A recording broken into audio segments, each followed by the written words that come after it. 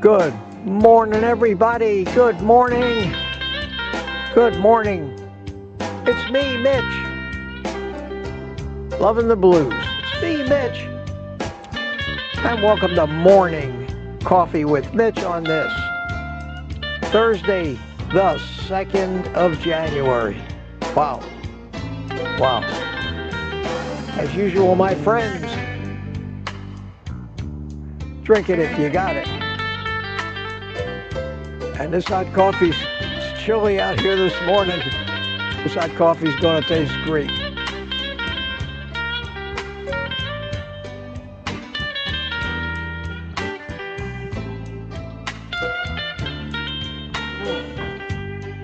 Oh, wow, wow, wow. But the sun's coming up. Hopefully it'll warm things up a little bit in here. In this, I sometimes call it a sunroom because I can close it off and just have vinyl panels, and it'd probably warm up a little bit, but it was chilly out here this morning, at least as Florida standards go. Now, I know you guys don't think 50 degrees is chilly. You're running for the bathing suits, but it's going to get colder over the next week, too. It's not going to get any warmer for a while in the morning. So I'll keep doing it out here as long as it isn't ridiculous. I can always do it inside, but I just like doing it out here. Well, good to see you all. Wow. Got a nice crowd coming in here. 2nd day of January. Thank goodness. We put the holidays and all the temptations, pitfalls and traps behind us, I guess until what? Well, Valentine's Day comes along, and then they've always got some holidays. Brought to you by greeting card companies and candy makers. Providing occasions to go out to restaurants and get tempted even more. But the worst of it, I think, the worst of it is the Thanksgiving to New Year's, which accounts, believe it or not, for just about 10% of the year. Think about it, from the last week in November till the first week in January is probably a little more than 10% of the actual year itself. That's a lot of time to have to be fighting this and be tempted, with the short bouts of temptation that come with all the holidays and Easter and every other reason we figured to celebrate. But we're hanging in there, and from the indications and from what I've heard from you guys, overall, I think we all did pretty good. We all did pretty good, so we ought to be proud of ourselves, I think. I think we ought to be proud of ourselves. Let's see how we're doing. Make sure that I'm live. That sun is just coming up right now, rising over the top of the computer screen, which makes it very hard to see the top of it. But I am live on YouTube. And let me check over there on Rumble. Yes, Rumble's live, and over there we have Mike Seeley Sr. from Melbourne. How you doing, Mike? Rod Weeder and Mike Seeley Jr. is in the chat over there. 6 people watching, and over here we've got 85 of you already. Good. I don't know how many people are back to work today. It's not a holiday anymore, but it's getting close to a weekend.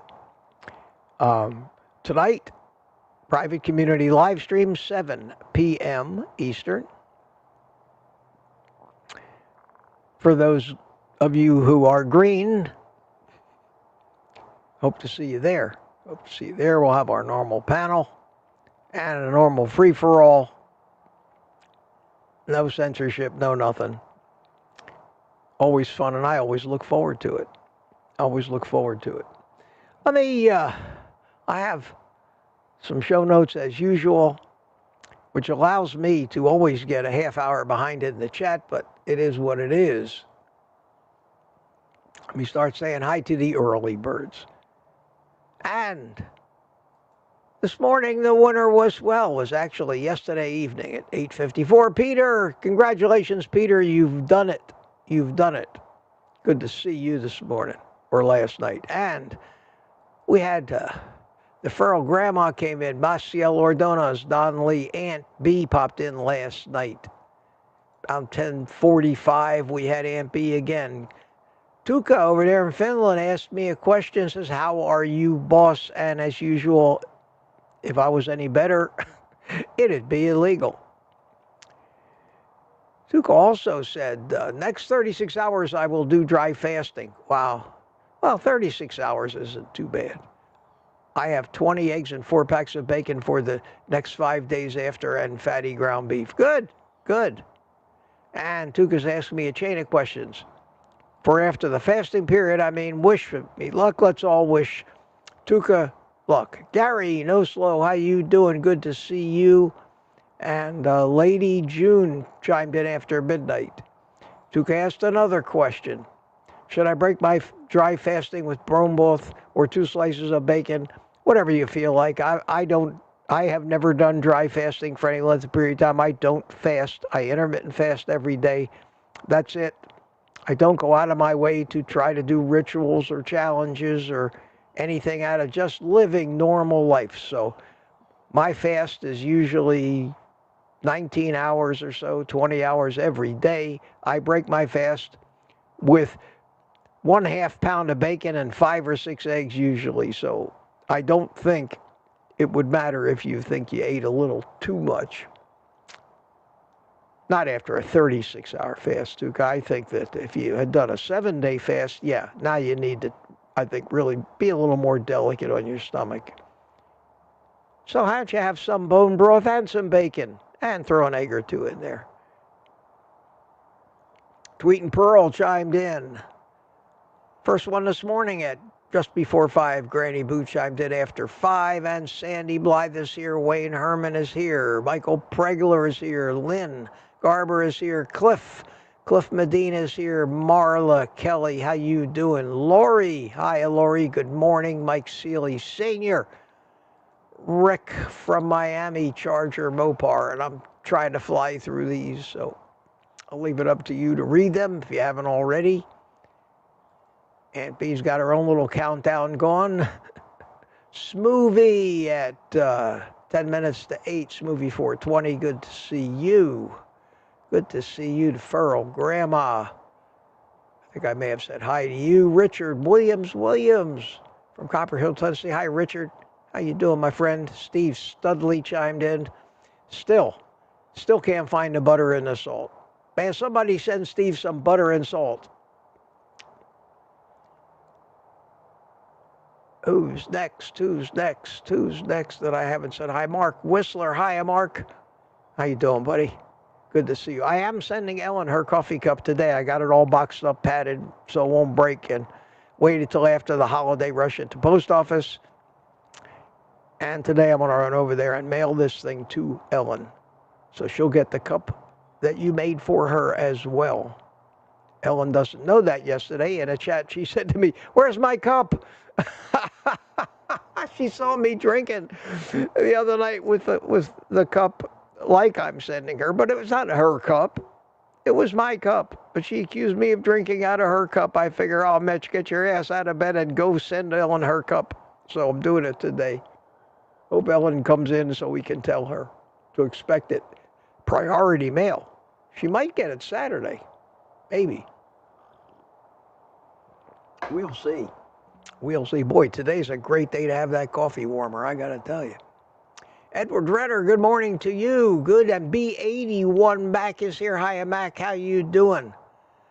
And we're coming up on it. Patty molded at 8:23.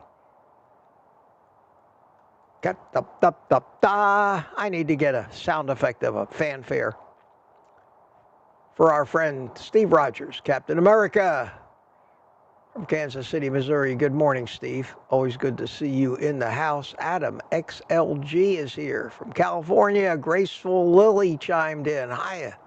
Hiya, Lily. And Meat Eaters. Gary Arzamendi. Hey, Gary, good to see you this morning. Nice meeting you. Yes, it was. It really was. And how we do it, 8:29. Tanya chimed in at 8:29. Just jumped the bell a little bit. Kitchen Witch. Hiya, Tanya.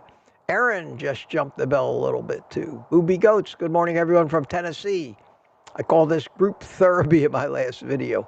Yeah, not ashamed. It is therapy. Are you kidding me? Are you kidding me? It is therapy. I wanted to talk a little bit about therapy this morning, too. It's funny that you mentioned that. So I'll get to that in the show notes. And we're still looking for a winner at 8:30. Lizzie chimed in 8:29. Dixie Scott chimed in 8:29. I was listening to Dark History with Bailey Sarian. I never heard of that. Never heard of that. And here it is, folks. Drum roll, please. Don Shonger rang the bell. Congratulations, Don. Good to see you. 8:30. And then a bunch followed as soon as I went live. Mark's channel's there. Boulder. Mike Seeley Sr. chimed in after 8:30. And Dawn chimed in. Hiya, Dawn. How you? And let's go through a few more of these. Get up to 8:31. Lat chimed in. How you doing, Lat? I think I may have said hi to Michael Pregler. Always right on the bell. Tom. Hi, Tom. From Tampa. Viking 442. Peter chimed back in at 8:31, and he was the last one. No, Peter was 8:31. He just missed the bell. And quickly, any new people? Lady June, Josephine C. CB. Hey, Sheriff, how you doing? CB from Alabama. And Jason H. chimed in. Terry Sue, Steve Studley, William McCartney, Glenn Ish. How you doing, Glenn? B. Matt, good morning to you. Let me get a few of these out of the way. Gregory Clark Sr. Good morning. Good morning, Gregory. How are you?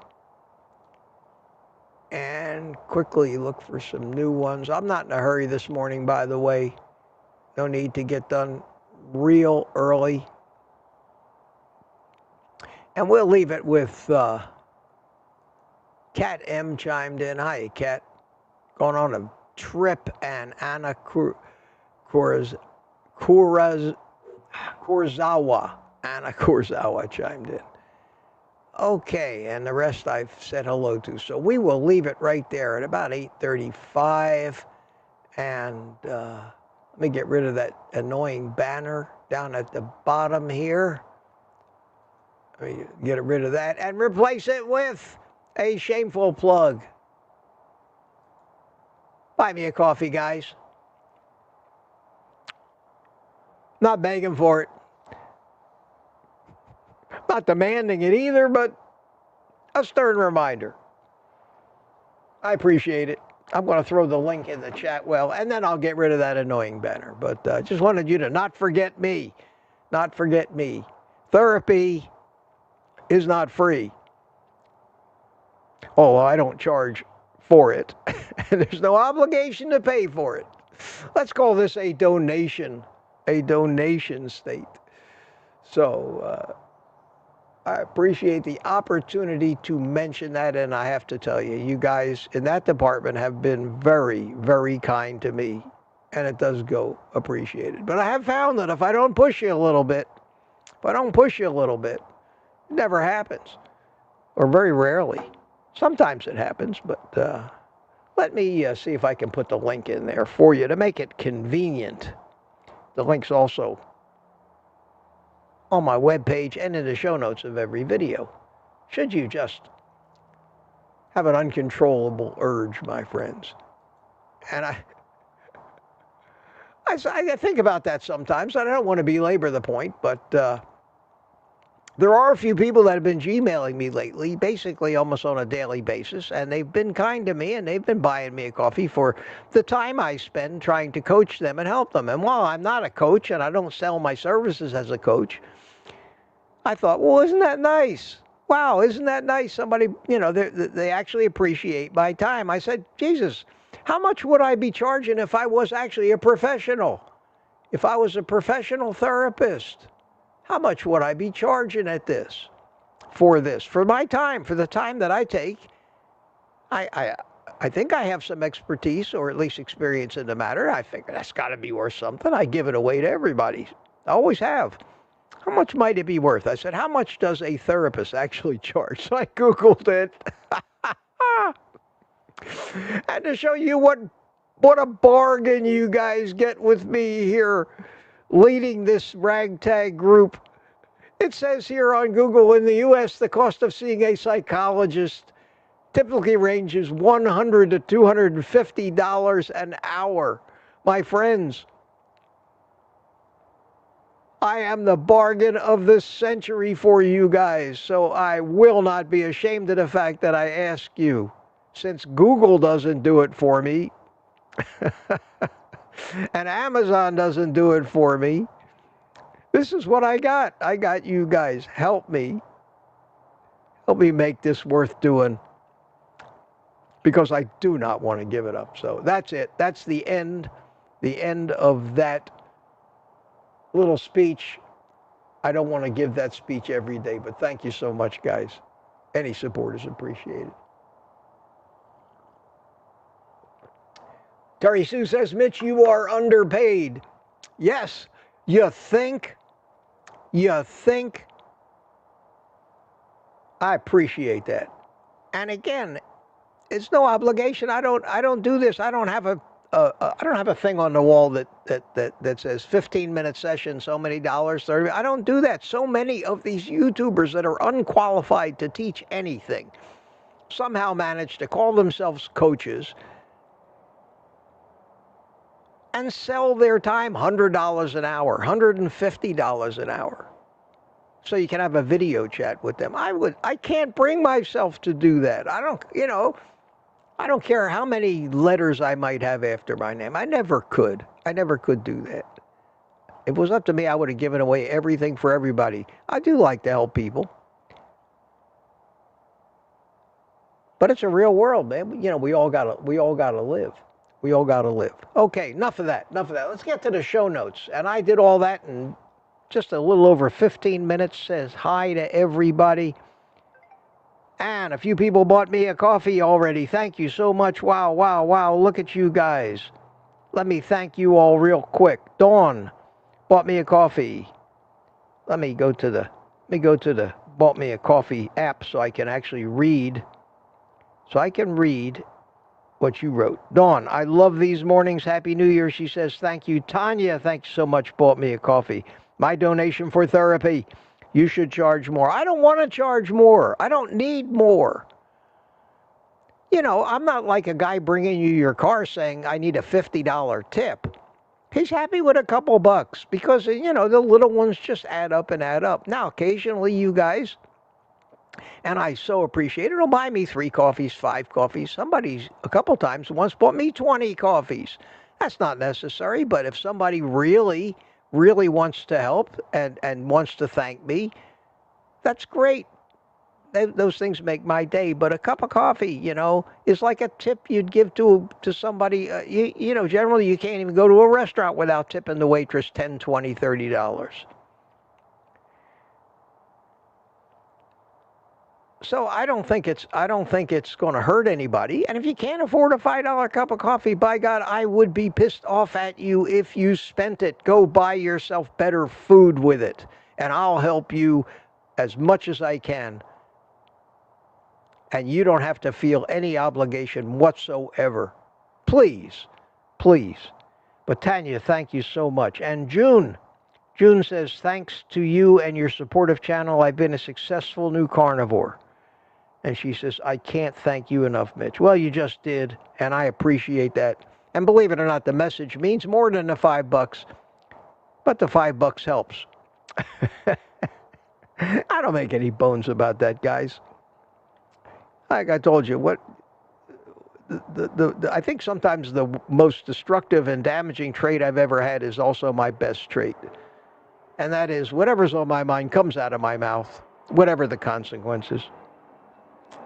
Rudy says, keep up the good work. Bought me a coffee. Thank you so much. Oh, Tanya bought me 3 coffees. Tanya, I didn't notice that. Wow.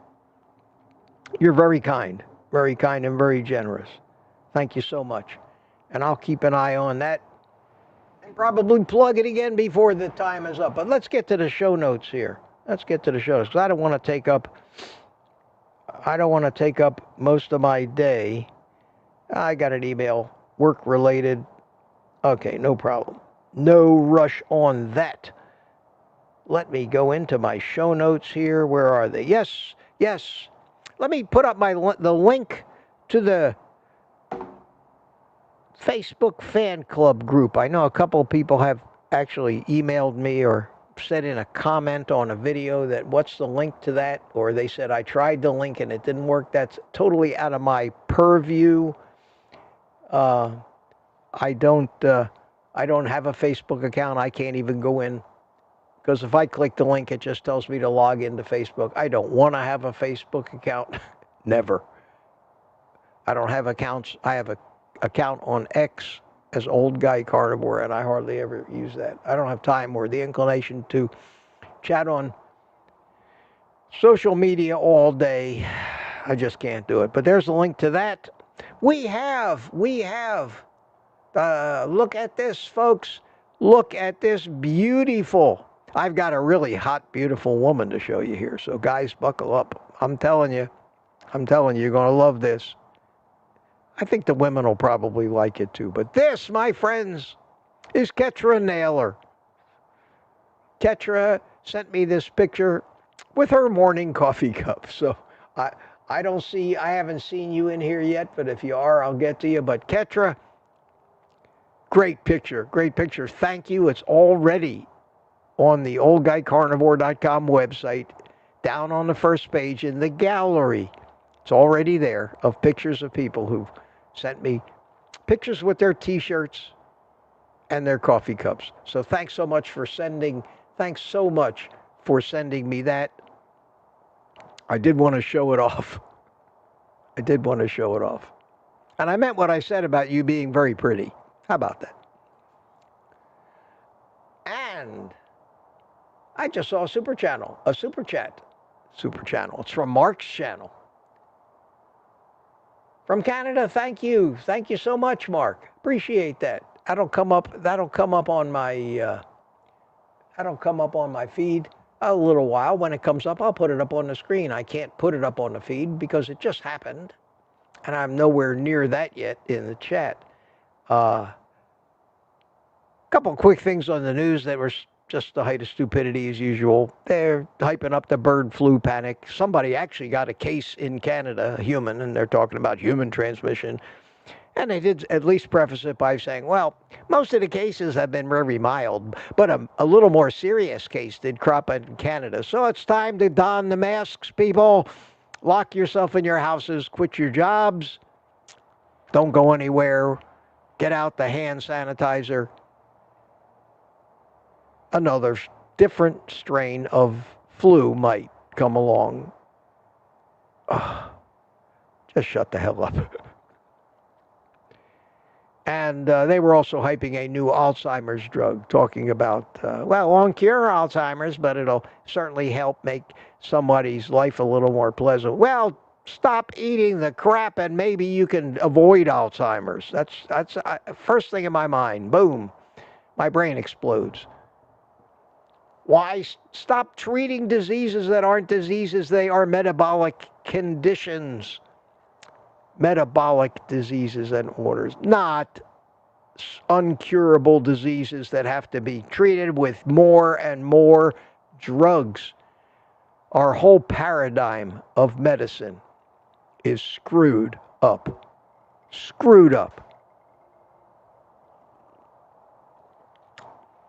Got news for you, folks. We are running out of Band-Aids. Fix the thing that's broken, and you won't need to Band-Aid it all the time. I did have to make an announcement today. I think I'm going to have to break my unbroken stream of morning coffees with Mitch 1 or 2 days here in the near future. Sometimes something comes up in the morning you just got to do. And believe me, I've wrestled whether maybe I don't even want to do this, but on January the 9th, a week from today, I have my VA physical at 7:30 in the morning. I think I'm going to try to do the morning coffee live stream at 10. I'm going to post it so because I should be back by 10. And if I don't have time to set up outside, I'll just do it from inside. So I'm going to give it the old college try. But next Thursday morning, even though it says 10 o'clock, if somehow I don't show up, I may just log on from my cell phone on the StreamYard, come on live and say, I tried, guys, but can't make it, and that'll be it. But that's going to happen. And someday between now and hopefully in the near future, I need to take a morning and go over and see my daughter because I didn't get over there. I normally don't get over there during Christmas. It's usually the first week in January, and I leave very early in the morning for that. So I'll let you know when those days are going to be. Thursday the 9th, I know about. I don't know when I'm going to take a little trip to Tampa. Last announcement today, and then we'll get to the questions. If you got questions, put a QQQ in the chat, my friends, please, so I can see them.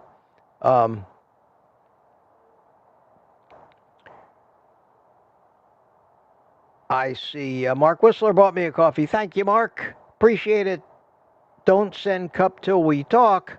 Thanks. Oh, okay. I won't send the cup. You're not making new cups, are you? Okay. Oh, well. All right, Mark. We'll have to talk. Shoot me a Gmail. Let me know what's going on, will you?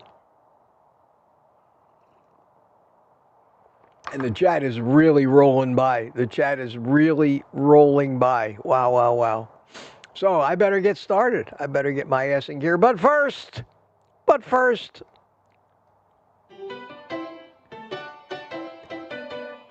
for medicinal purposes only, to help warm me up on this chilly morning by not only having a little fire in close proximity to me, but a little moving. Yeah, that feels good. All right, excuse me while I light my cigar, guys.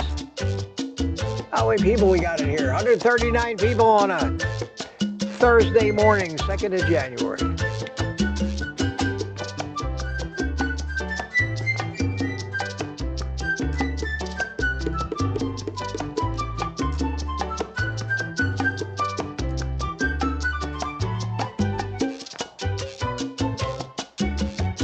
I hope none of you are getting tired of that song because I've heard it a million times and I'm still not tired of it. I still love it. All right, thank you for your patience as usual. Let me see where I left off. I left off about 8:36, and let me start looking for questions. So stick them in there. Kitchen Witch Tanya says to Tuka, you should eat bone broth. Yeah, that's probably the mildest thing for the stomach. But after a 36-hour fast, do you really need? I would certainly drink some liquid and rehydrate a little bit because a dry fast is just that. Danny in Boston's here. How you doing, Danny? Good to see you. And I'm going to try to read these things. William McCartney says he doesn't mind fasting. Peter says he does intermittent fasting. Yes, that's what I do every day. I've been for years. I haven't had a snack. This is true. Since the day I started carnivore. The day I started carnivore, 2.5 years ago, other than my 2 meals, sometimes I did OMAD, but other than my 1 or 2 meals a day, I have never, ever put a single bite of food into my mouth at any time other than eating a full meal. Never, not a single time, a taste of something or a snack. And I say never. Not a sample at Sam's Club. Even if it was pure meat, I will not do it. I will only eat meals. I know that sounds a little extreme, but I credit that for kind of turning into the type of carnivorous animal that has no desire or reason or need to put food in my mouth other than at the time of a meal. And I think that's what really makes it easy. And I would suggest so many of you, when you're kind of settling in on this after a couple months, give that a try. See what happens. Just say, stop snacking completely. I think you'll find, you'll wonder, why the hell was I grazing all the time? And that's what snacking is. It's grazing. Animals graze. They have to, because they have to eat from morning till night to get enough nourishment from the plant matter they're eating. Carnivores don't have to graze. We get a shot of nutrition with each meal that will carry us over. And all you do by grazing is just screw up your digestive cycle. I keep talking about that. I'm going to keep talking about that. It worked for me. That's why I know. And I know that, man, I was always finding myself my whole entire life just mindlessly standing in front of the refrigerator or the pantry, not even aware of how my body got there. It's unconscious. We do that shit unconsciously. Trisha's here. Good morning, Trisha. She says, good morning, everyone, and I'm looking for questions. And Ketra, hey, Ketra, you were the star this morning. I hope I didn't embarrass you. But that's a great picture. Thanks for sending it to me. It's on the website. It's on the website. Mark Whistler, don't send the cup yet. Okay, I saw that one. I won't, Mark. I got it boxed up, but I haven't made the label for it yet. I make the label on the computer. That's when I would pay for it, so I won't send it yet. Why, you got another cup you want me to send her? I think you said something about making some metal cups, too, or something else you wanted me to send her one, so I think that might be what it is, but you let me know. Unless you don't like Ellen anymore, but I can't imagine that. Don Galasso, good morning, Don. How you doing? How we doing on time? It is... Oh, we're about a half hour in. Oh, okay, we got time. Let's relax. Let's relax. I'm not in a hurry. Are you? It looks like everybody's back to work today, but we got 137 people, which is great. We got up to like 180 something yesterday, but it was a holiday. So many people were home.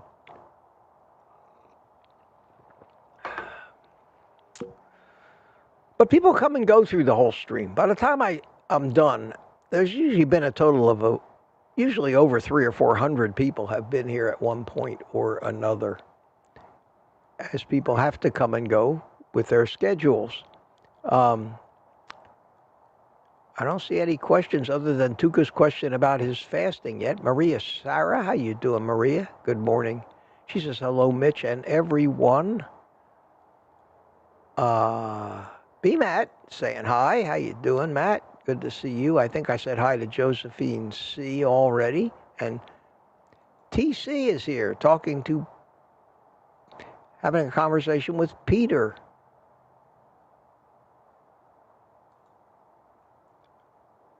Tuka's still chatting away. Terry Sue's still here. Yes, I agree. Terry, 2025 needs to be a banner year for us in all ways, not just diet, but in every other way, both for us and for a country. Here's a question, Anna Kurzawa. Question, what do you drink on carnivore? Only water and coffee? Is mint forbidden? Do you eat garlic with your meat? Or is that not allowed? Well, I don't ever use the word allowed, see?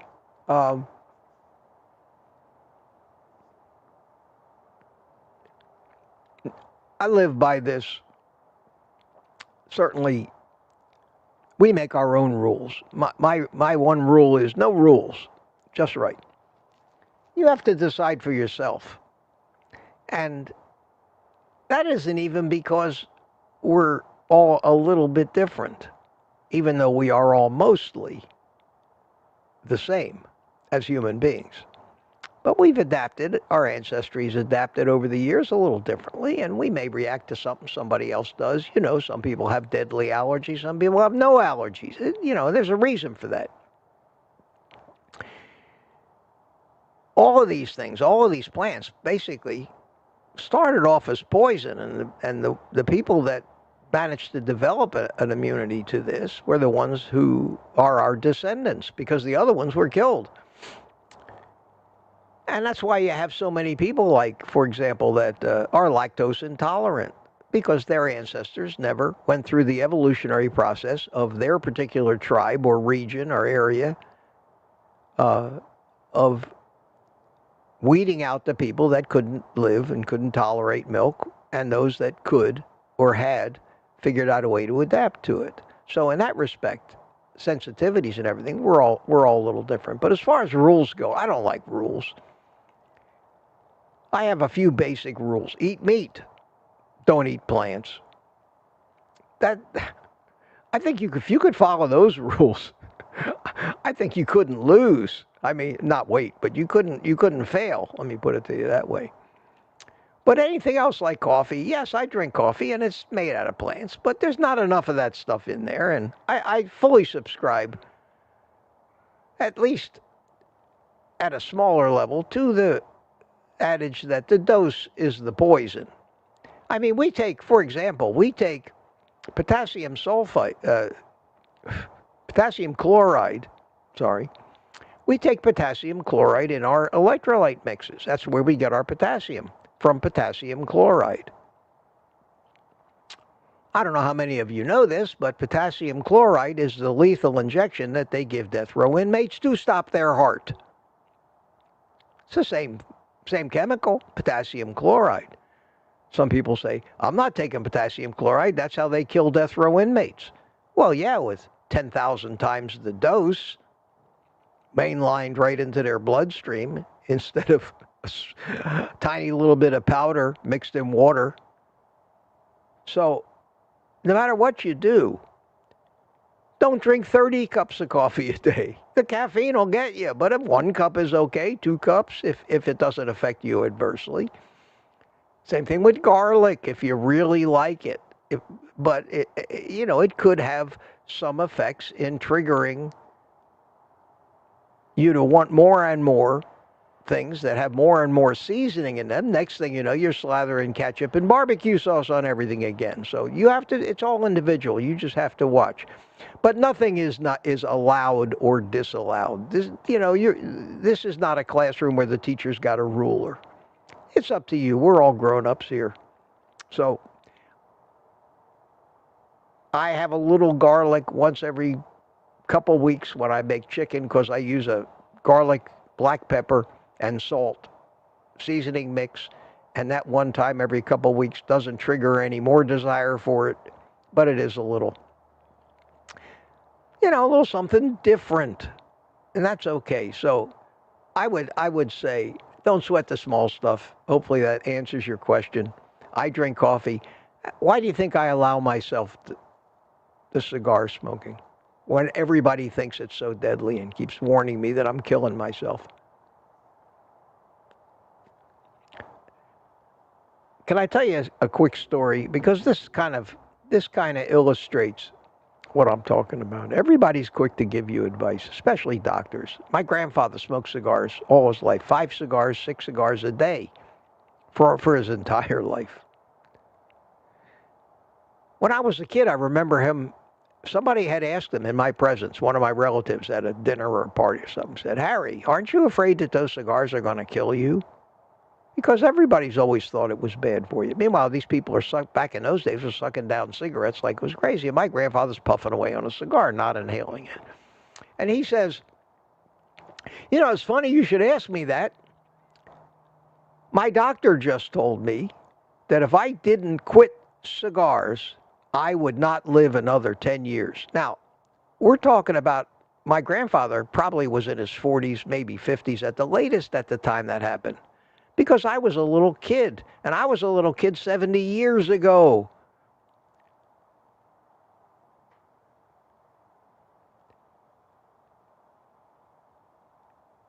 My grandfather was telling me this story when he was older, and at the time he told me this story, I think he was probably in his 90s by that time. And he was telling me this story about how all those years ago this guy asked him, and he told him that his doctor said if he didn't quit smoking, he'd be dead in 10 years. Now he's 90-something years old. And then he finishes the story, and he says, yeah. And then the fellow says, well, what does your doctor think now? Now that you're 90 years old. And my grandfather says, how the hell do I know? The guy died 25 years ago. Rim shot. That's the deal. Don't. Whatever you think, it's up to you. I'm convinced this is actually a net positive for me. I'm truly convinced of that. My grandfather lived to be 102 years old in just about perfect health. As an old Jewish guy, they ate mostly meat. And when they cooked vegetables, they cooked them the way in the age-honored tradition that we, through trial and error, found that detoxes most of them. Never snacked, never ate sweets, ate a real diet of real food his whole life, lived to be 102 years old, puffing like a chimney on cigars.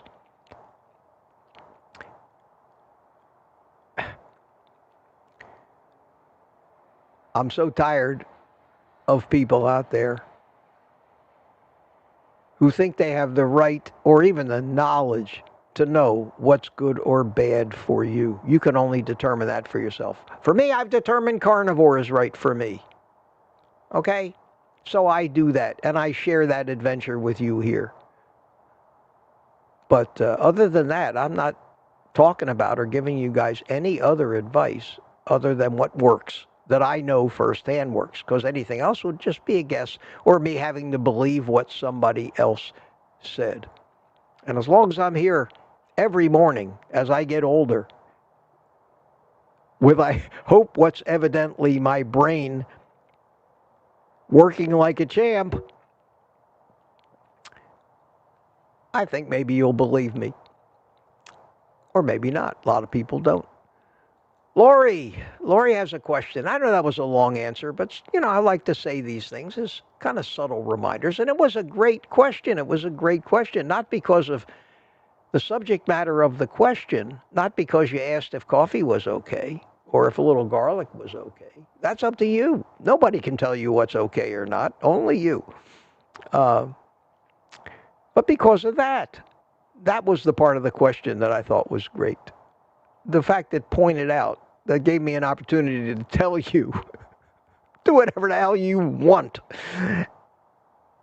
within reasonable boundaries. I mean, there are millions and millions and hundreds of, well, maybe not hundreds of millions, but millions and millions of people in this world that are not sugar addicts, that live in countries that haven't been taken over by the bullshit here in the Western world. People on a Mediterranean diet, tribes in Africa that are mostly carnivore. There are so many different peoples in the world that are doing very well without giving up everything but meat. For me, the carnivore diet should be billed, should be labeled, and encouraged as a carbohydrate addiction cure. Because that's where it works. And that's where it is almost mandatory if you're a flaming carbohydrate addict, and in this country most of us are. That is the reason to go on carnivore. Otherwise, you would do fine with keto, moderating those things, avoiding the sugars and the processed foods and the seed oils, you could eat a few, you could eat some vegetables, a few fruits, as long as it doesn't trigger binging, and away you go, and you can be healthy on it. We can handle certain amounts of that stuff, and we can metabolize them. But this diet, instead of being billed as a weight loss diet, which is why everybody goes to YouTube and watches every carnivore influencer, because they want to lose weight. They want to lose weight, except for a few who realize that they have some really bad health conditions. People like Michaela Peterson, who's having hip replacements in her teens because of arthritis so bad that maybe this might be the only way to fix that. People with MS, people that say, okay, people go on keto diets for health reasons. But most people, trust me, 99.99% of people that turn their head towards carnivore and say, well, it's because they want to lose weight. It's not what it's for. That's not where it shines. That's not what it did for me. That's not why I'm such an advocate of it. I'm an advocate of it because it cured a 75-year struggle in my life to get healthy and stay thin, which is now effortless, enjoyable, relaxing, even though I don't ever seem really relaxed. I know. I'm not just a type A personality. I'm a type AAA. My mother was too. Oh, yeah. So anyway, let's get on to Lori's question. Mitch, do you have any plans for any new experiments with your channel this year? Sneak peek, or don't fix it if it ain't broke? Yes, you just said it. I have been experimenting for 2.5 years. I found out the things that people want to watch. I found the things that I really enjoy doing. To me, that's a priority. You got to have a reason to do this stuff, especially when I think our channel and our whole space, even though people get some views, most of it is pathetic compared to the silly, stupid cat videos and other things where people are getting, making Ferrari money on YouTube, getting 10, 20 million views on a stupid video with no social redeeming qualities about it whatsoever. Silly entertainment. The serious people aren't going anywhere, especially not in the low-carb diet space, which has been flagged by YouTube as misinformation. I'm sorry, it just happened. I remember when it happened. I watched the results of it happening as it happened. Not only on my channel, but most of the others in the space. I told you, I got one of my videos demonetized the other day because evidently a drug company advertiser, they have programmed into their algorithm that anybody that talks bad about weight loss drugs is going to get demonetized. They're in bed with these people. They're in bed with these people because they're funding them. And we just have to pick up the pieces. But I keep thinking every day, Lori, I think, what can I do differently? I spend an inordinate amount of time researching things, filming things, editing things, uploading things, doing live streams every morning and 3 other times during the week. Those are the things that I really enjoy. And I've shared that and some of the other YouTubers I know have shared that with me, saying that editing is drudgery. It's a chore. It's time consuming. It requires you accuracy. And if you had a channel where you could edit something, spend 3 or 4 hours editing it, and make yourself 10 grand because it went with millions of views, yeah, it'd be worth it. But to spend that kind of time after filming something, to having had to have bought all that equipment and powerful computers and all the other things you need to do a professional job of it, not just something thrown together on your cell phone with text bouncing all over it, And then to have that video get 1,000 views and earn you $4, you better really, really enjoy it. Otherwise, you get pretty despondent about it. And that's what happened to me. That's what happened to me. I made over 520 videos in the past year and a half. That's all. I don't know if any of you can even imagine the body of work and time that took.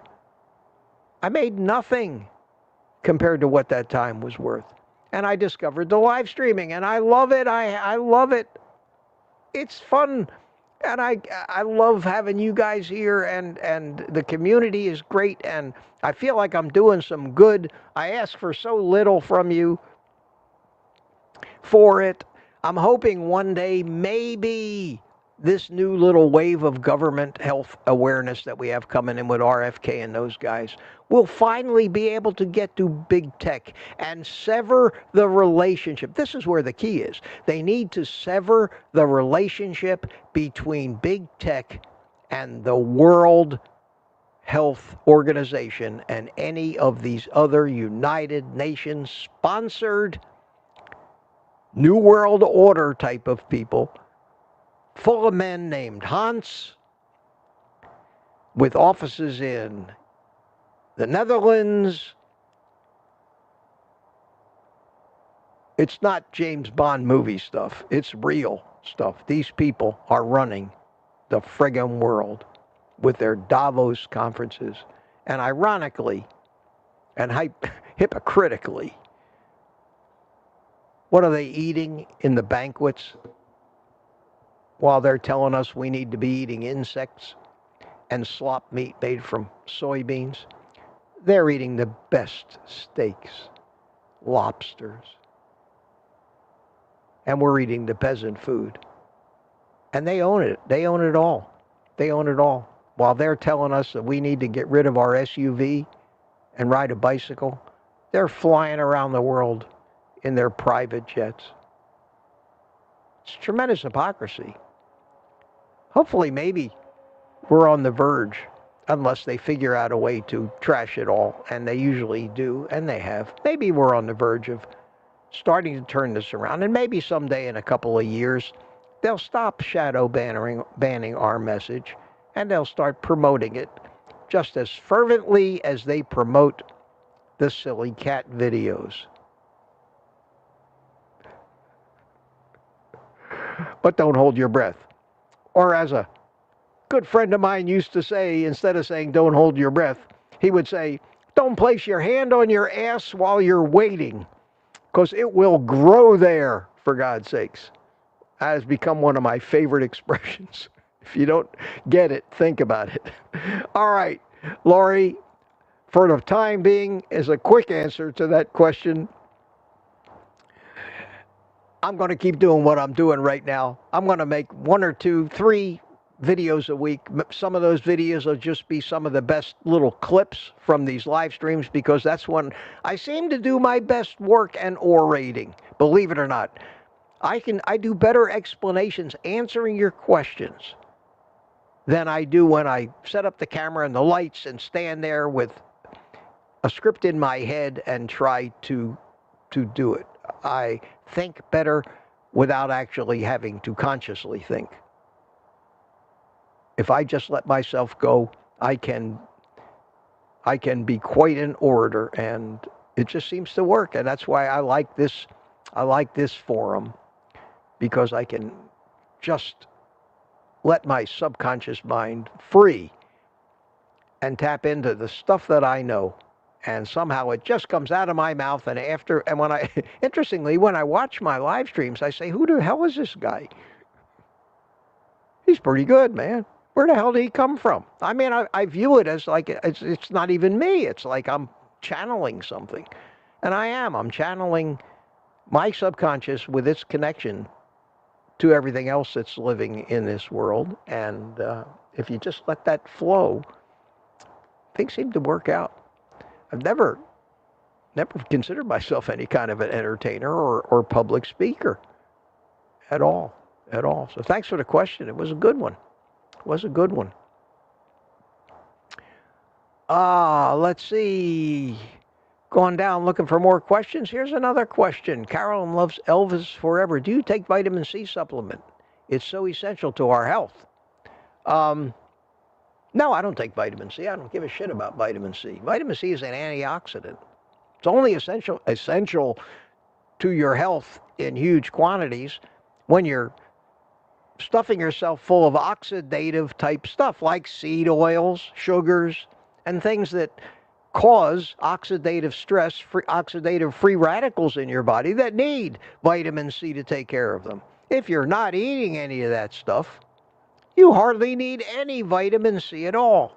And you'll get all the vitamin C you need from animal products because that's how we evolved over millions of years. Cavemen didn't have vitamin C. How the hell did they survive?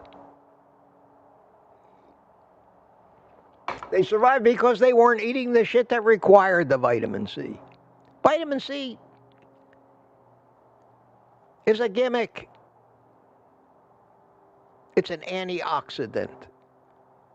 Don't oxidate yourself. You won't need to antioxidate yourself. That's my take on it. The only vitamins that we need are things that we cannot get these days from the natural animal foods that we eat. And vitamin C is not one of them. Proof of this is we have not ever yet never heard the first story of a carnivore with scurvy. That's what happens when you get low on vitamin C. No scurvy, vitamin C.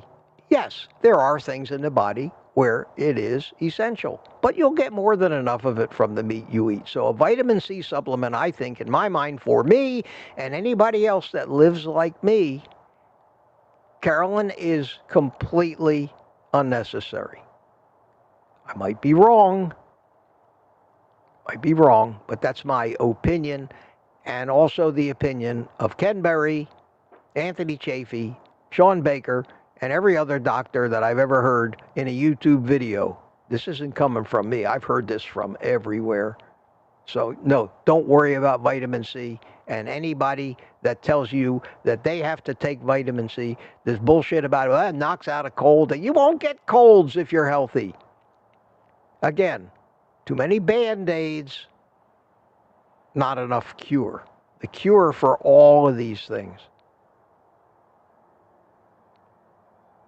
is diet. Eat the stuff the cavemen ate, you'll be healthy. There you go. Good question, and thank you for bringing that up. It really is. I think it's important. I think it's very important. You don't need multivitamins. I take electrolytes because there's not enough of them in the food. I take vitamin D because even in Florida, I probably don't get enough sunlight, and I see that my vitamin D levels, even though they're not too low, they're low. I have none of the symptoms of vitamin D deficiency, but I do take a little bit of that every day. If it would make you happy to take a few grams of vitamin C and make you feel better, go right ahead.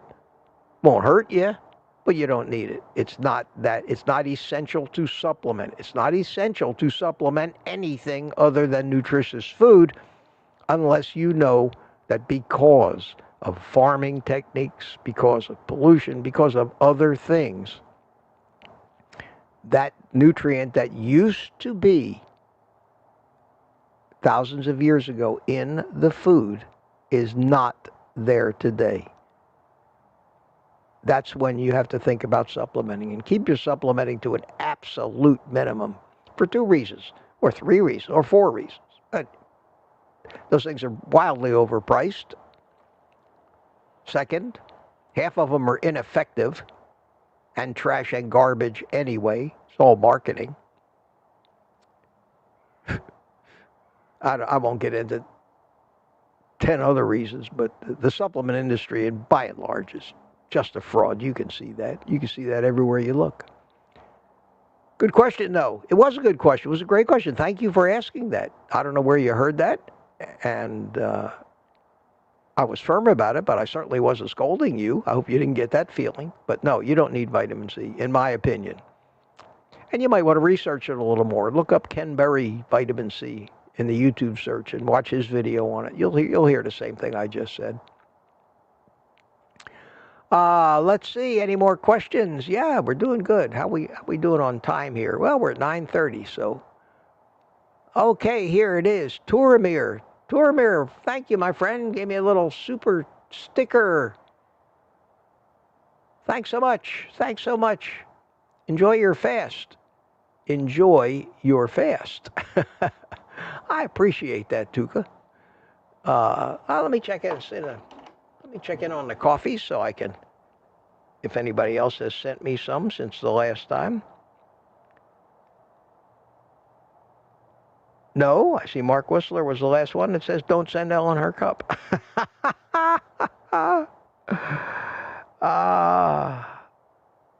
All right. He sent me an email about that too. Okay. Well, then for one last time today, let me throw just in case you are looking for it, on the off chance, let me throw my link back in there for you. Enough said. Okay, where were we? And we had Mark's channel. I saw that one.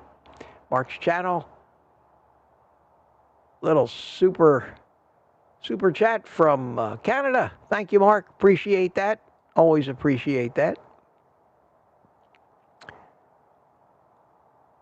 And a Peter question.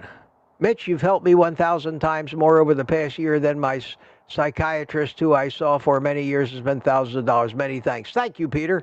My point exactly. Appreciate you saying that. I really do. Thank you. Thank you so much. Tammy says the Facebook group is not ready. The creator said that a few days ago. It doesn't exist at this point. Okay. Keep the link. Like I say, I have no idea what's going on with that. But the only thing I am is flattered by the fact that somebody would want to have a private Facebook group named Fans of Old Guy Carnivore. So thank you. Thank you. I'm looking. How far behind am I? Oh, I'm only, holy cow. Yes. What is it? It is, stop telling me my watch. These watches are great, but half the time you look at the face, they're telling you something else. They're telling you all kinds of, you got to click the button to get back to the hand. It's 9:33. What time am I? I'm at 8:50. I'm over a half an hour behind. Right on track. You got to love it. You got to love it. And Gary's still here looking for questions. Tom Glasson. Hey, Tom, how you doing? Spoke to my doctor Monday. Asked how I lost 25 pounds. He gained 15 last year. Yeah. Yeah, send your doctor a bill. He doesn't hesitate to send you a bill. That's great, Tom. That's great. Yeah. Same thing's going on with my doctor. She's such a sweetheart. I love her. But every year when I see her, she's just a little bit less healthy looking, and I can't. I keep trying to tell her what I'm doing, but everybody has to come to this by themselves. And she's at the VA, and she certainly can't deviate from the standard of care. She'd lose her job in a hot New York second.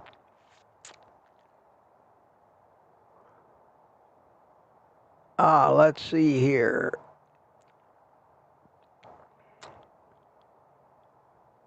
See, DS111. I went carnivore in July 2023. Now I really know everything. Well, I would expect none the less from you, my friend. Of course. Of course. Start a YouTube channel like everybody else does. Never gave it a minute's thought before. Doesn't understand the whys or the physiology or the evolutionary aspects of it. But knows that if I just eat meat at work, so I'm going to start a YouTube channel and tell everybody.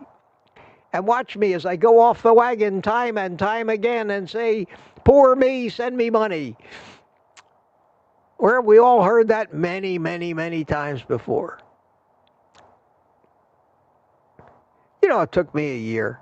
not trying to toot my horn or any. Well, I do. I toot my own horn, but not trying to toot my horn. But I was a carnivore for a full year before I even had the balls to make the first YouTube video and try to tell people what I thought I had discovered that worked for me.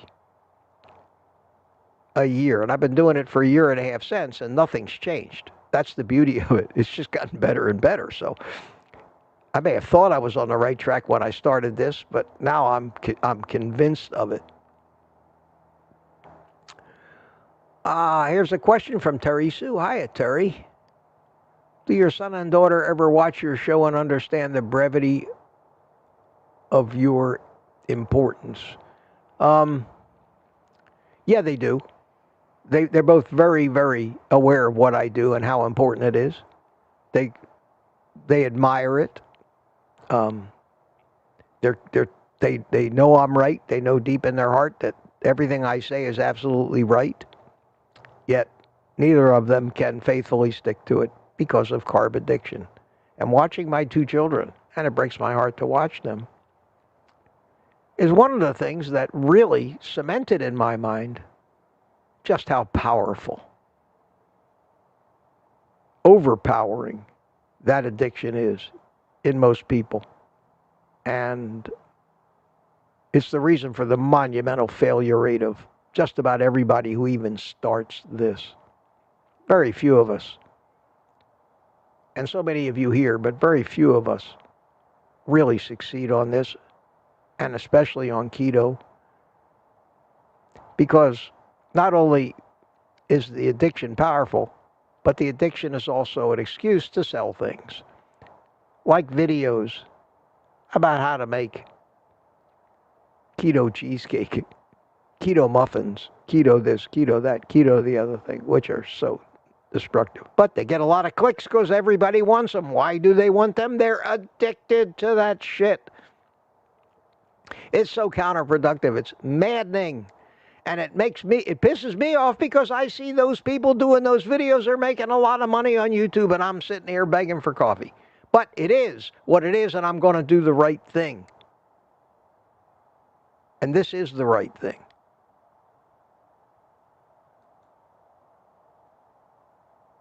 Yes, my kids understand, and they keep trying. I hope someday they figure it out. I can't urge them anymore. I can't say anything more to them. I can't give them any more advice. But you know what happens with a loved one? You keep bugging them, you keep nagging them. They just cut you out. They stop listening. They won't even answer the phone. I will not risk that. You know, I have two people in this world that are close to me, really, as family, and those are my children. That's it. I can't alienate them. So I sit back and watch and hope for the best. They both know their problem. They both know why, and they know it's up to them to do it. And they're the ones that are going to have to make the decision, just like all of us had to at some point in our life. Oh, let's see. Scott Evans got a question. Hey, Scott, Mitch, what meat or drink do you pair with your cigar? I don't ever pair anything with my cigar. Speaking of my cigar, thank you for the reminder. See what happens? I put it down, I forget about it.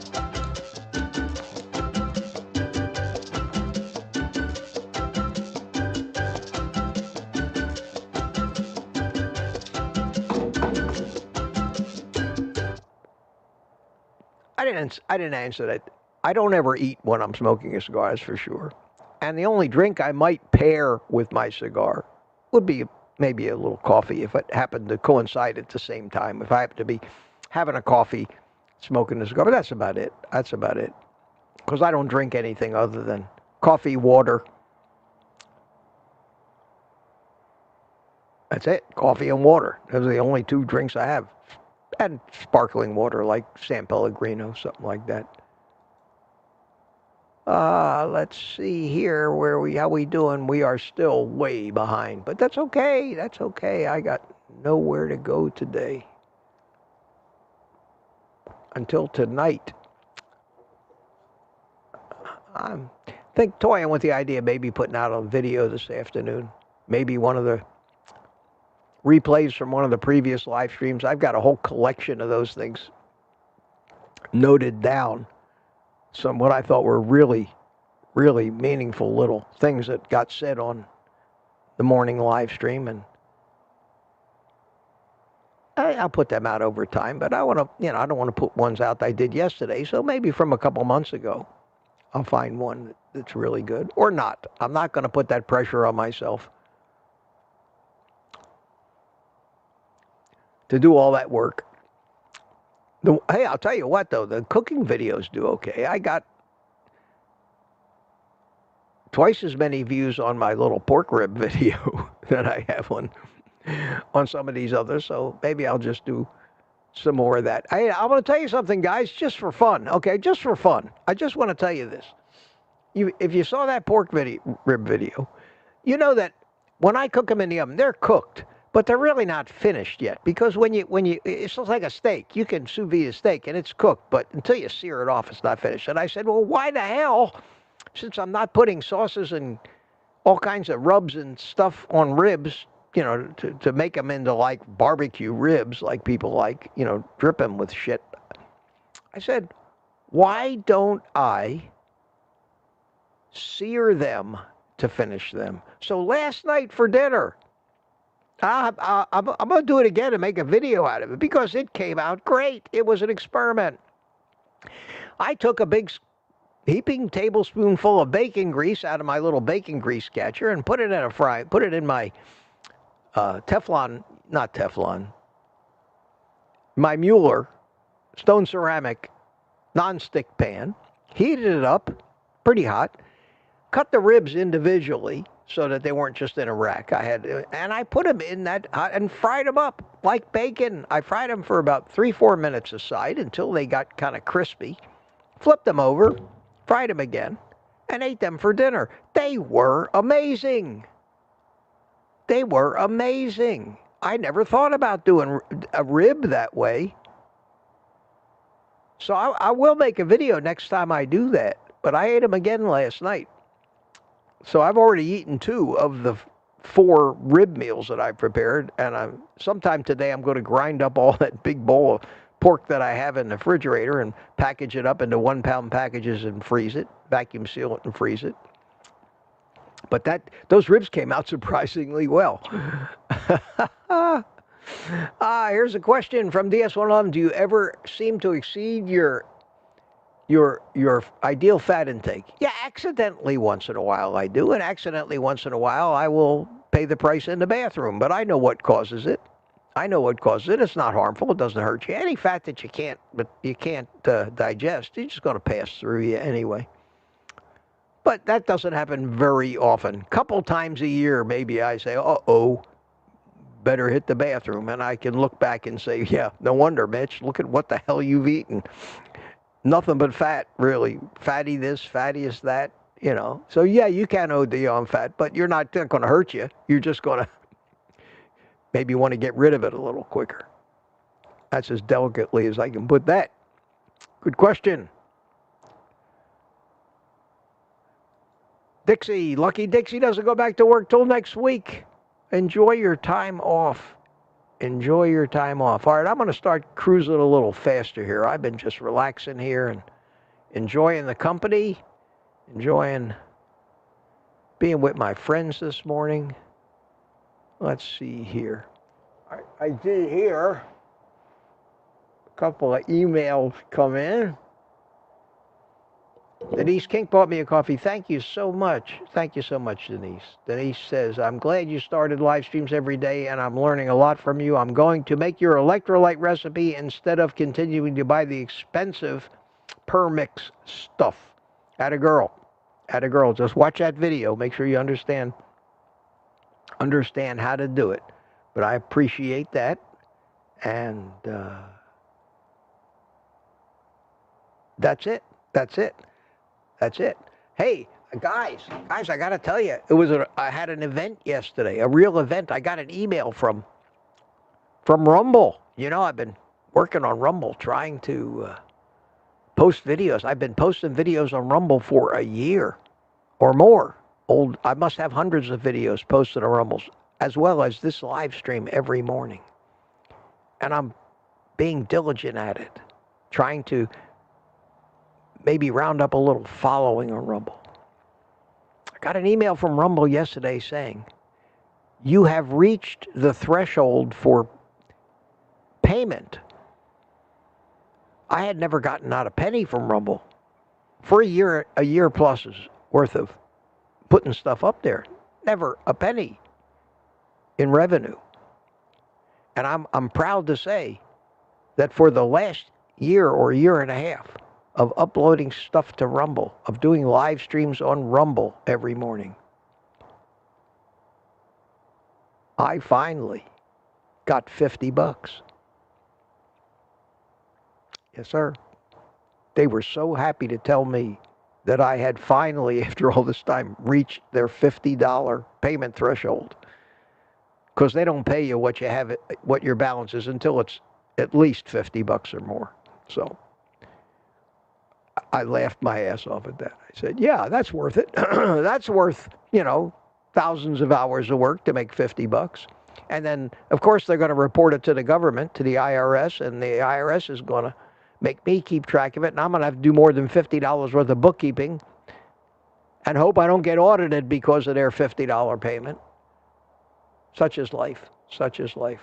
But I thought it was an interesting observation on all of this social media creator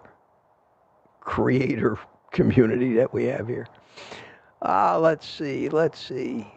Oh, but I got to wait 8 to 10 days before I'll see the $50, and they send it through PayPal. So before I see my $50, PayPal's going to take a chunk out of it, so I'll probably see $43 of it, and Google will learn the rest. Can't win, guys. Can't win in this world. Everybody's got their hand in your pocket. But I keep doing it. Maybe it will pick up. But the diet and health community has just so far to go on Rumble. It's a great platform, but we have no audience over there. Rumble started out as a stupid cat video platform and got taken over by the conservative media like Steven Crowder, Dan Bongino, and those guys, and they brought all of their followers over. So they've got millions of followers on Rumble. But look at Ken Berry's number of followers compared to what he's got on YouTube. It's nothing. It's nothing. And it's only because he asks so many of his followers on YouTube to go over to Rumble and create an account as well, so that if he ever got thrown off of YouTube, at least he'd have some place to land. And that's why I did it too. DS111, you're in a questioning mood this morning. Question, has anyone ever challenged you on your assertion that we generally have been abusing and enlarging our colons by over-consuming plant fiber because going carnivore? I agree with you on this. No, nobody's ever challenged me on that. How could they challenge me on that? We're not cows. We don't have a hindgut. That's the job of the hindgut, is to ferment fiber. We don't have a hindgut anymore. We weren't eating fiber, so ours went away, and in its place is an appendix where the hindgut used to connect. Ruminant animals, however, have hindguts that are big and swollen, and that's where the food can sit for days while these little bacteria munch away. It's indisputable that that's why half of the bowel diseases on this planet exist. And most of them get better when you stop eating, when you stop cramming. And it trashed my colon, and I have diverticulosis because of it, which probably will never go away, but it doesn't bother me anymore, which is a good thing. Terrible constipation all my life, hemorrhoids from always pushing so hard against it, and it killed me following their advice. How could anybody deny that? Oh, there are people that do deny it. Every vegetarian and vegan on the planet tells you need to have fiber, but they're the same ones that are keeping the gastroenterologists busy. It's a comedy. It's a comedy, people. It's so sad it borders on funny.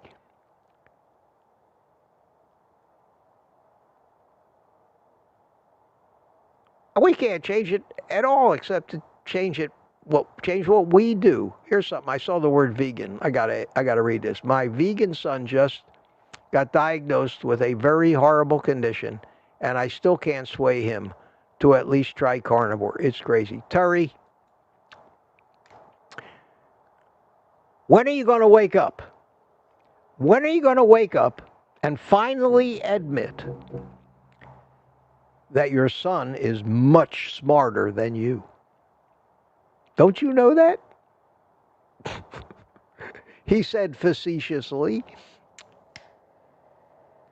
I told you one of my really favorite expressions is when children say, you know, the older I get, the smarter my parents become.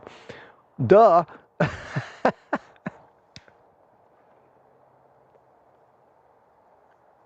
Just ask any 13-year-old girl how smart her parents are.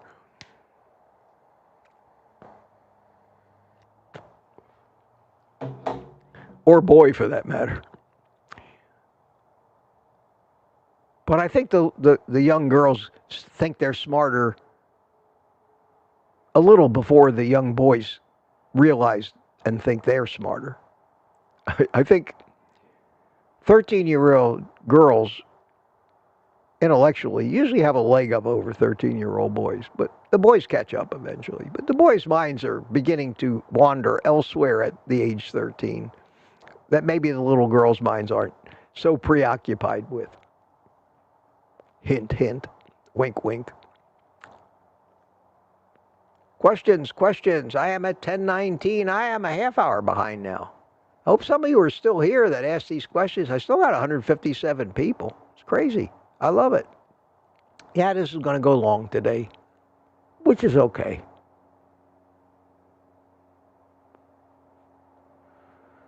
Retired Rick chimed in and said hello. How you doing, Rick? Mary Henke's here. I hadn't said hi to you yet. Good to see you. Susan Ivy, did I say hi to you? Susan Ivy likes cilantro, she says. But then you know that because I know you all, every one of you, read every word of the chat.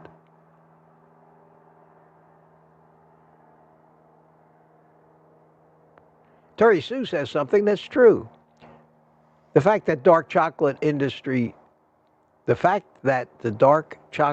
industry lobbied it as a health food is ridiculous. Yes, it is. Yes, it is. Yes, it is. Not only is it not a health food, it is one of the highest oxalate foods on the planet and a prime cause of kidney stones, along with almonds, spinach, and so many other foods that the actual medical establishment bills and gave the name superfoods. Superfoods. Polyphenols. It's got polyphenols. The hell are polyphenols, you may ask? Well, I don't know, but they're good for you. I heard it on the commercial. Yes, sir. And who eats dark chocolate, really? Nobody eats plain cocoa. You can. It's so bitter it'll gag you. I got an idea.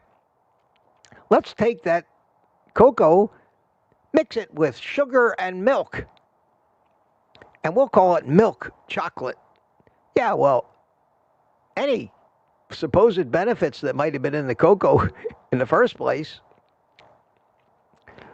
you've just completely trashed by filling it full of sugar. And man, we mix a few seed oils in there, too, for consistency, and some preservatives and emulsifiers and what else to give it that mouth feel that we want, to make it as addictive as a human being can tolerate so that they have to eat it every day. Yeah, let's do that now. And they did, and the rest is history. Scott Evans says, Mitch, do you barbecue your meat or smoke meat? I do on rare occasions. Not because it ain't great, it is great, but because keep it simple, shoot for the least amount of work and cleanup, I do it rarely. I got this smoker. I don't use it very much, but I probably should start using it again. But then I gotta run out of the house and in the house and out of the house and in the house, and I gotta keep watching it and keep checking it. And I don't work that hard at carnivore. Carnivore for me is executing it is an afterthought. I talk about it a lot, but I have the time to talk about it because I'm not so busy doing it. Carolyn loves Elvis forever. Regarding vitamin C, I saw a video of a woman who got scurvy from low vitamin C. That's why I added. Okay, just wondering. I guarantee that woman was not a 100% pure carnivore eating no oxidative stuff, no sugar, no seed oils. And if that wasn't true, then I guarantee you that woman was a plant, pardon the pun, of the vegan and vegetarians. Like so many people come out, make a video, lie like hell. Like witnesses lie in court.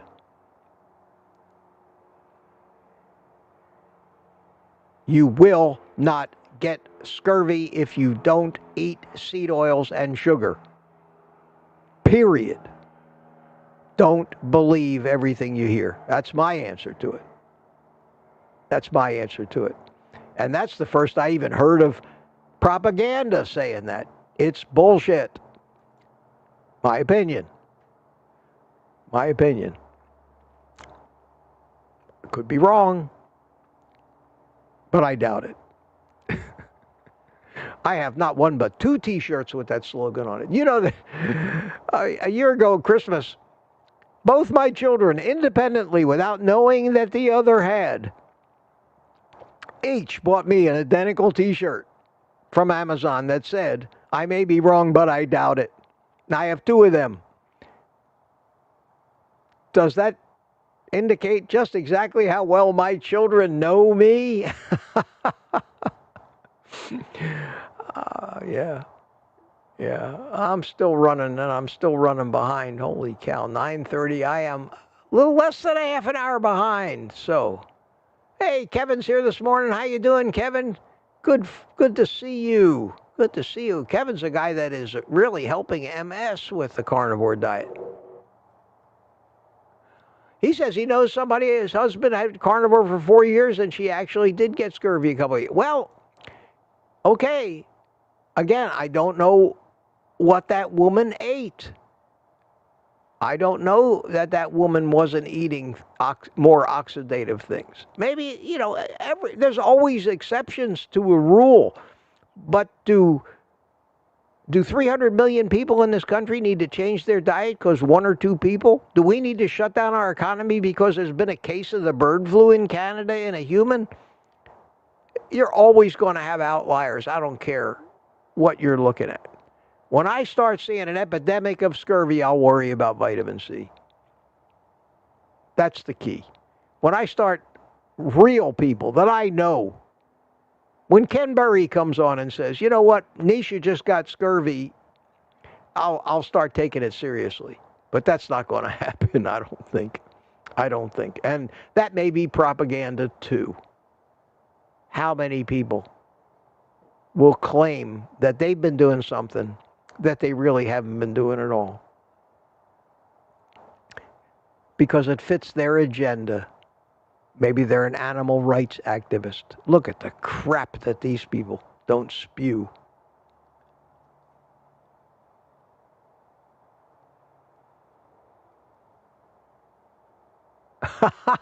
This is great. Mary Aggie says, Mitch, I made your electrolyte mix following your video. I did not use enough water and the first dose, and wow, it tastes like shit. Yes, of course. Of course, I really believe it has helped with the cramp on my leg. Thank you. Yeah, diluted. I dilute mine in 40 ounces of water. You can hardly taste it. But the same is true for any type of mineral supplement. All that stuff tastes like shit. If you sat there and ate teaspoons full of salt, it would gag you. I know that Ken Berry is involved somehow with Keto Chow, and they have this mineral mix, liquid mineral drops, and there are people who have come on and said, I just took a teaspoon of that and almost killed myself. No, you have to dilute that stuff down. Yes, and it does work. I'm living proof of it. I've been taking it now for quite a while. I just mixed up my 4th batch of it. That means that I've had 300 complete doses, almost a year, and maybe more than a year, because I know I missed a few days. And I religiously take it now, and it keeps my cramps at bay. And if I stop taking it in a week or so, the cramps will be back. So I know it works. I know it's adequate. I think I might put a little more potassium in it next time to bring it up to about 1,000 milligrams of potassium per dose. But I could still take 2 doses a day if I wanted to and not overdo any of the ingredients in there. And interestingly enough, if I'm getting enough salt from my electrolytes, this is the cool part about listening to your body. If I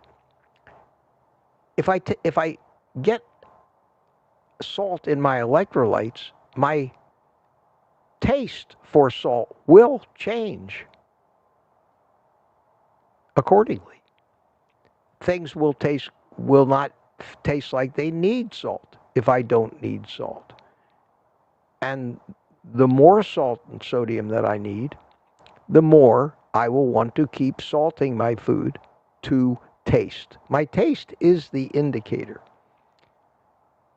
So you might find that if you start taking electrolytes with some salt or even too much salt in them, that you may not feel the urge to salt your food.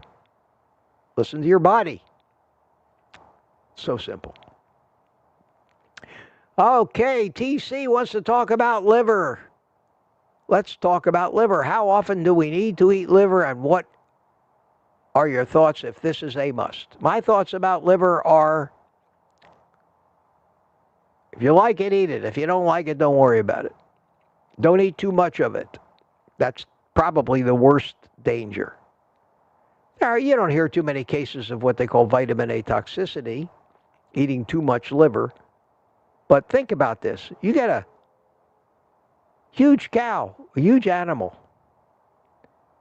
that weighs, that nets hundreds and hundreds and hundreds and hundreds and hundreds of pounds of meat, and it's got one liver that might weigh 3 or 4 or 5 pounds.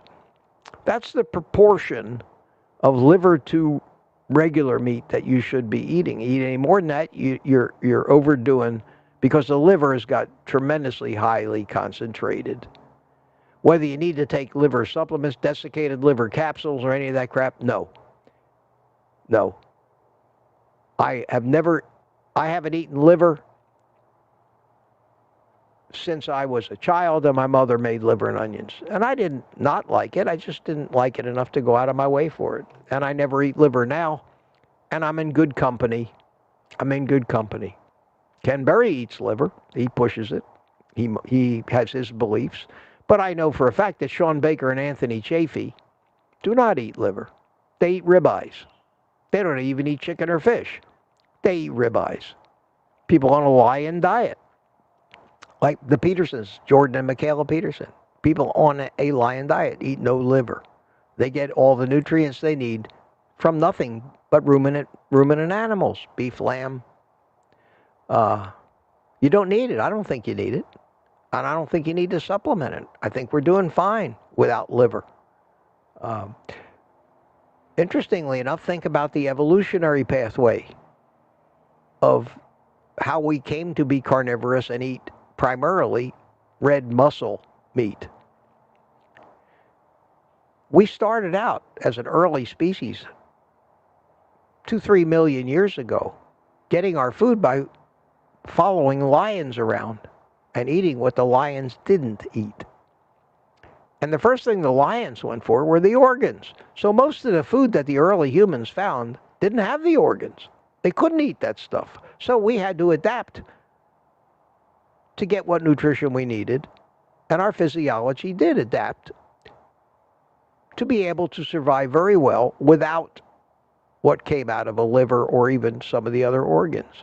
Now, it's not to say that there aren't vitamins and things in organs, and they call that offal, O-F-A-L, offal. Kidneys, hearts, lungs, all that stuff. Liver, brain, nose to tail, as they say.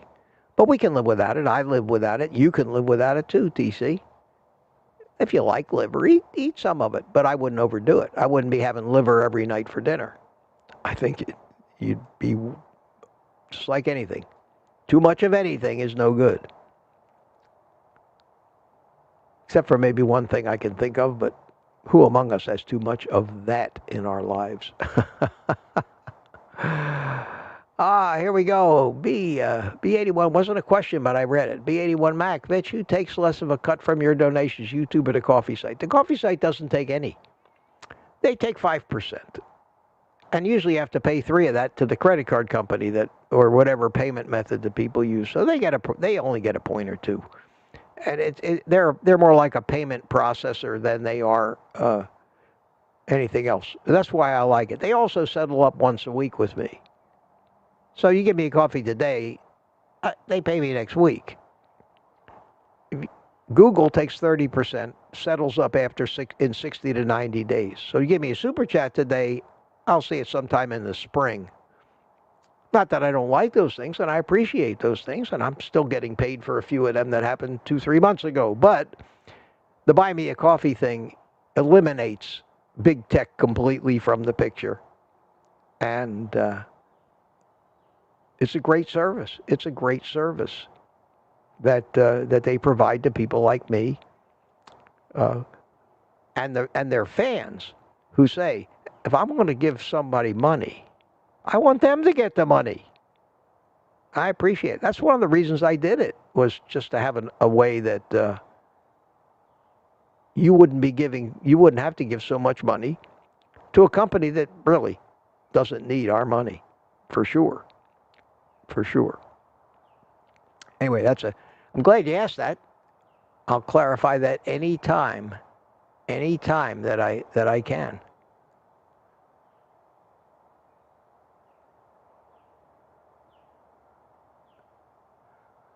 Polish Mike disagrees with all of us on iodine. He says he doesn't believe that the soil's deficient in iodine and he has no symptoms. Well, you may be getting enough from the food you're eating. And that's up to you, Mike. I'll never tell you that you're wrong.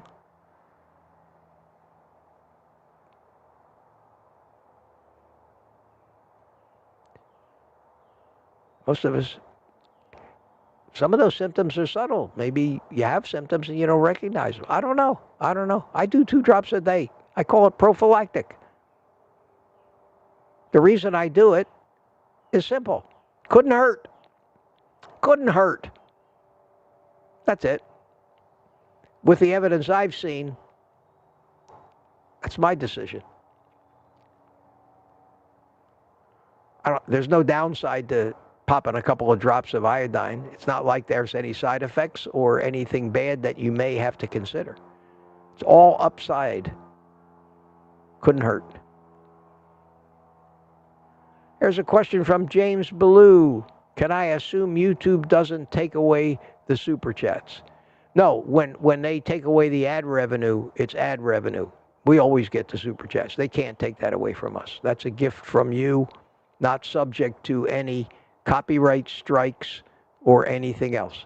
They're only talking about monetization, not super chats. No, they took that away. They'd have a revolution on their hands. Good question. And how we doing? 9:41. Wow, still behind. Still behind. What time is it? Oh, 10 after 10. It's amazing how these things turn into 2-hour live streams. I still have 145 people hanging in there. Good, good.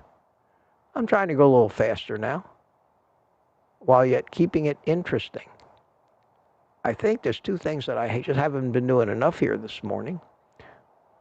One of them is sipping on my coffee, which is still steaming.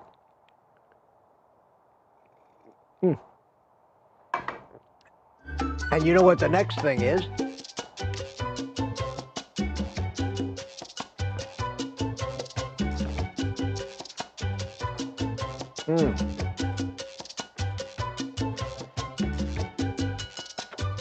There we go. Okay.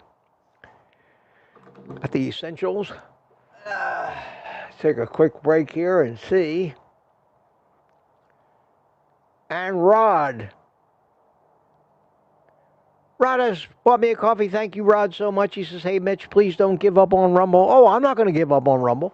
I'm going to keep doing it. I even posted a video to Rumble yesterday. I have I'm only about 8 videos behind of the last videos I made, but I have them saved off on a place where I'm just going to start metering them, talk much, Mitch? Metering them out to Rumble every few days maybe until I catch up because I got behind on that. All right, where was I? I was looking for questions, looking for QQQs again.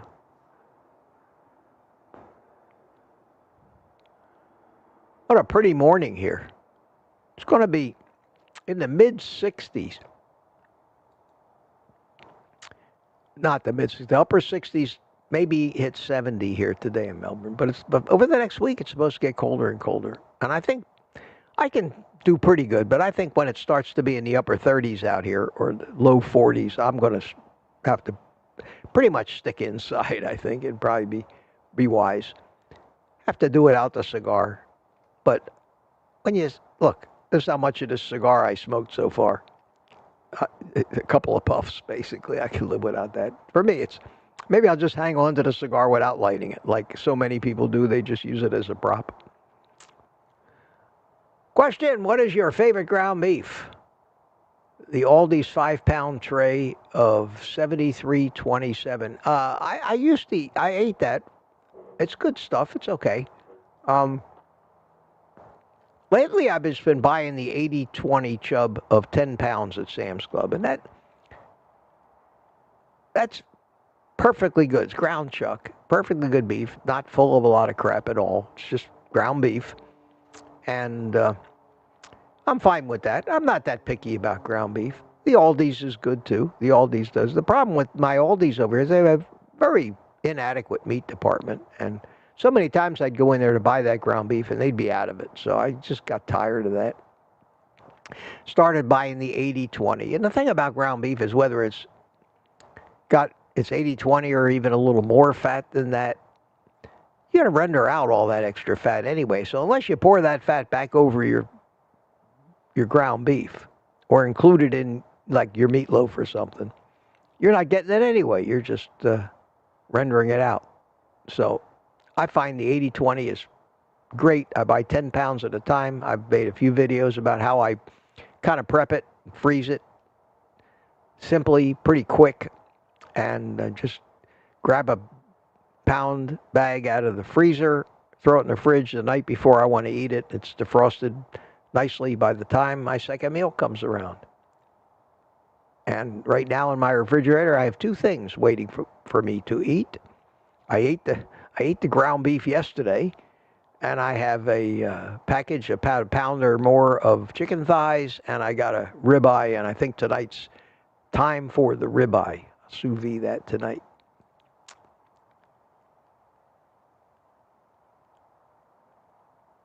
QQQ, got to start running a little faster so we're not all here all day. People are starting to drop out a little bit, down to 138. I don't blame you. I'm about ready to drop out myself after 1 hour and 45 minutes.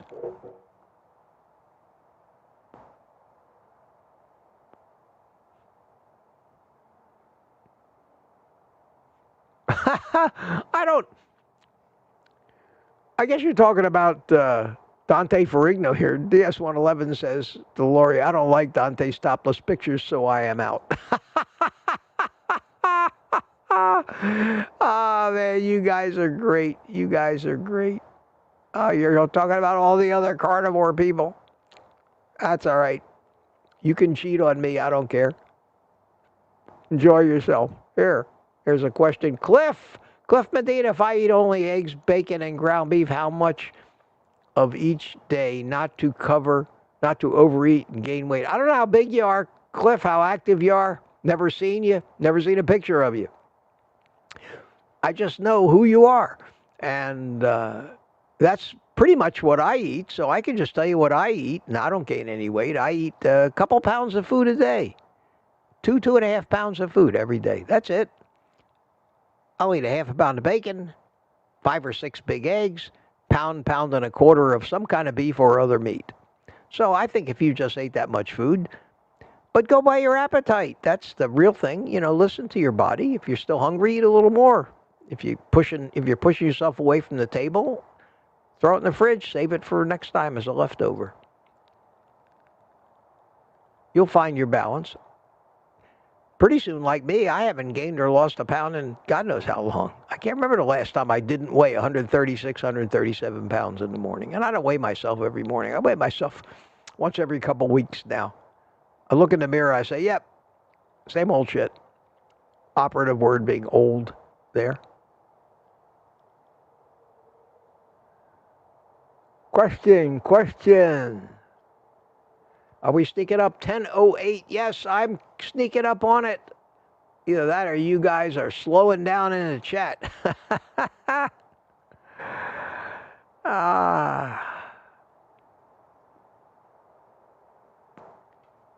Do I have any more questions? It'd be all right if I didn't. Terry Sue says, Mitch said chub. Yeah, that's what they call it. I don't know why they call it that.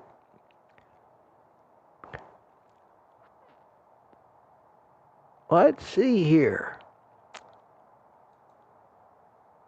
Let's see. I did it. I did it.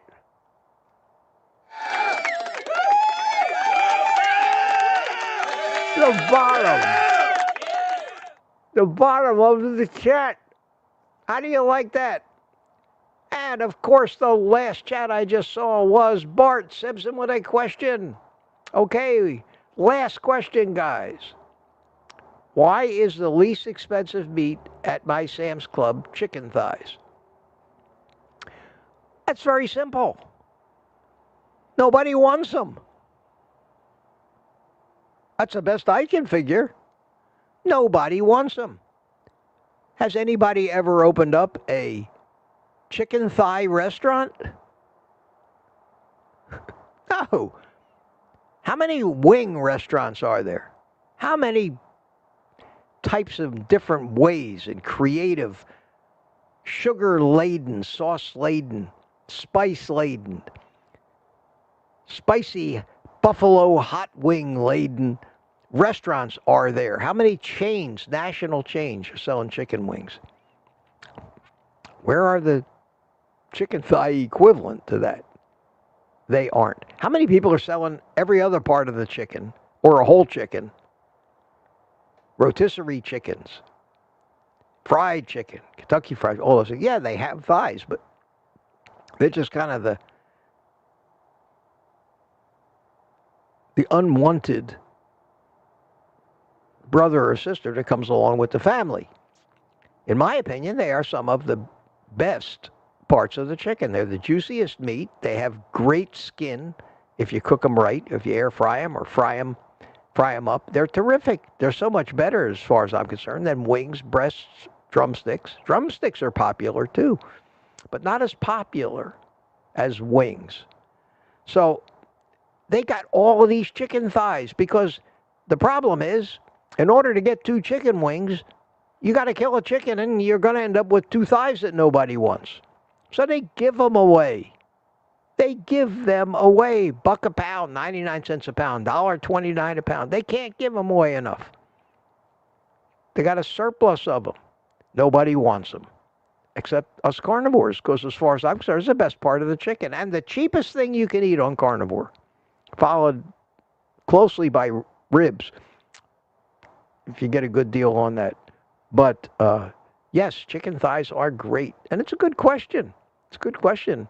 And I think, from my own analysis of the chickens, and I've spent a lot of time analyzing chicken thighs, as you can tell, that's more than likely the reason. Nobody thinks about chicken thighs.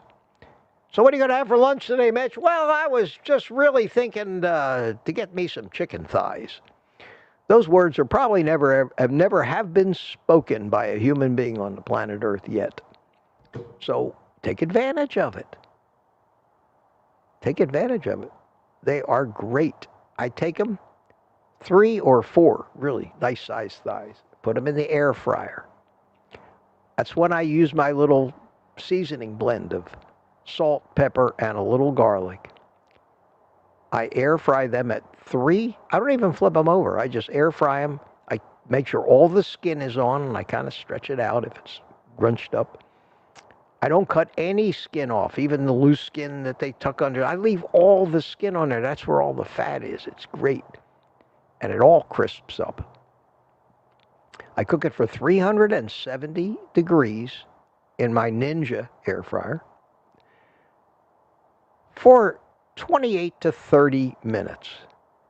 And man, it is an enjoyable meal. And I have it every week or two, because I usually eat just bacon, eggs, and beef. But it's a nice thing, and it's cheap. God, you can eat for $1 a pound. My God, you can eat 1.5 pounds of those things. You've eaten dinner for $1.50, for God's sakes. So yes, it's worth talking about chicken. The lowly, unwanted, orphaned, trash can. There are places to throw those away because nobody wants them. It's crazy. It's crazy. At any rate, guys, we did it. We did it. I made it to the end of the chat. 20 minutes after 10, only 50 minutes overtime. I've given up. I give up even trying to think that this is going to be an hour. It's okay. It's starting to warm up out here in the sunroom. It's a glorious day. I'm going to enjoy it. I hope you all enjoy it as well. So what I'm going to do is I'm going to start the traveling music. And you guys can take a minute and a half or so. Say goodbye to each other. Say goodbye to each other in the chat while I relax. Sigh and say, I got through another one. I didn't embarrass myself too badly, which is good. And I hope you all enjoyed it. I hope everybody enjoyed it here on a Thursday. I'm looking forward to seeing you all tonight, the private community members, where we'll have a nice panel. Good conversation. I'll probably do it outside here. We'll puff on a few cigars, and we promise we will try, or I will try to steer the conversation away from becoming a cigar club meeting like it did last week and having to be reminded, enough with the cigar talk. I understand. I get it. I get it. I get it. You don't have to smack me with a 2x4. I understand. I understand. And I see we have a lot of chicken thigh talk here in the goodbye section. And we have Terry Sue say goodbye, Lat, Charger Mopar, Rick from Miami, Ribeye Susie, Anna Kurzawa, DS111, Carolyn loves Elvis forever. Smoothie 420 still with us. Good to see you guys here. It's been great. Mark's channel. Thanks so much for coming, guys. Thanks so much. And with that, till tonight and tomorrow morning at 8:30 again, take the rest of the day off and eat meat.